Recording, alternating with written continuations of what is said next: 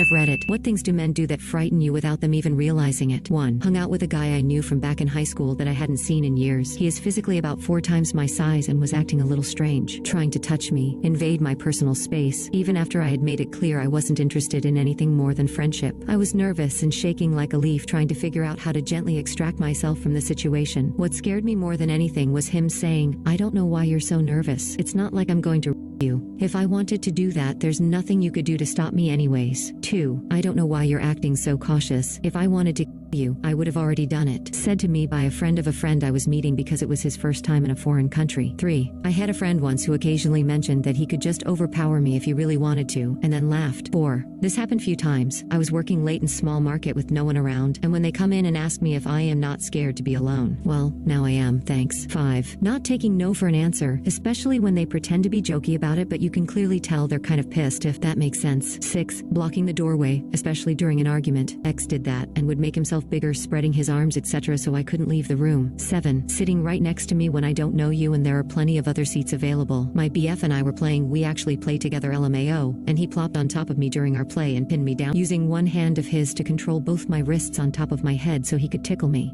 At first I was laughing because we were playing, but a few seconds in, I had this scary realization that I could absolutely not wiggle out of his grip by my own volition. One hand. I asked him to release me eventually and he did, but I just was left thinking, if he wanted to not release me, it's literally a possibility. He could control me with just his strength. This is a terrifying realization, just knowing I'll never be as strong as the average man, even with my weight workouts. I don't have the testosterones. 9. Men that I'm not familiar with, and some who I know also, who will stand very close to me to talk, well within my personal space and usually requiring me to look up at them to talk. It can be very intimidating. 10. My ex and I were laying down snuggling on the couch, and for whatever reason, he started tickling me. He's thinking it's all in good fun, and yet I literally could not breathe, or talk, or get him to stop, because he would not let up. I've also hated being tickled my whole life. I find nothing joyful or fun from it, just pain. He was laying on top of me so I couldn't get up and get away. I just felt like I was slowly suffocating because this dude has never had someone tickle him nonstop. I guess he never realized you have to give them a breath break, so I start sobbing. Problem is,